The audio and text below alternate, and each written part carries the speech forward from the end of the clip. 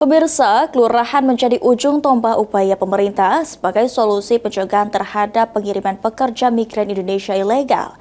Saat ini PMI Sumsel sebanyak 2.000 orang yang tersebar di lebih dari 5 negara.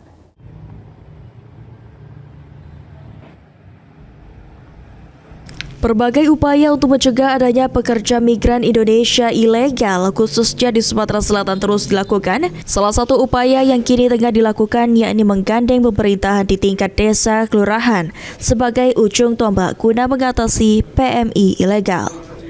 Kepala BP 3MI, Waidin Syah, mengungkapkan, salah satu proses pemberangkatan PMI secara resmi dengan memiliki surat keterangan dari pihak keluarga, ahli waris, suami ataupun istri yang diketahui oleh pihak kelurahan. Satu kegiatan kita hari ini, deklarasi hari ini, kita memang sesuai dengan peranan undang-undang 18 ada kewenangan dari pusat KP2MI, kemudian juga ada pasal 42 itu adalah tugas dan tanggung jawab oleh desa. Bagaimana mereka mau warga di kelurahan, di desa maupun itu diketahui oleh desa, diberikan pemahaman tentang prosedur yang benar, sehingga ke depan mengurangi tenaga-tenaga atau pekerja-pekerja yang secara non prosedural seperti itu.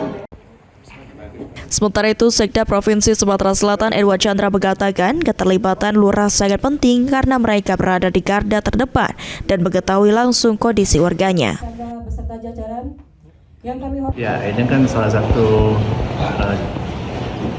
cara untuk mencegah melalui sosialisasi dari DMI Sumatera Selatan mengundang para lurah karena menjadi garda terdepan dalam rangka untuk menyaring melalui izin yang diberikan kepada masyarakat yang punya niat untuk bekerja di luar negeri.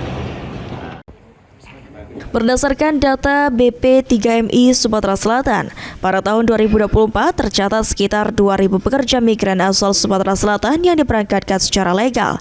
Sedangkan selama periode 2020 hingga 2024 tercatat sebanyak 58 calon PMI ilegal dari berbagai daerah di Sumatera Selatan berhasil dicegah keberangkatannya.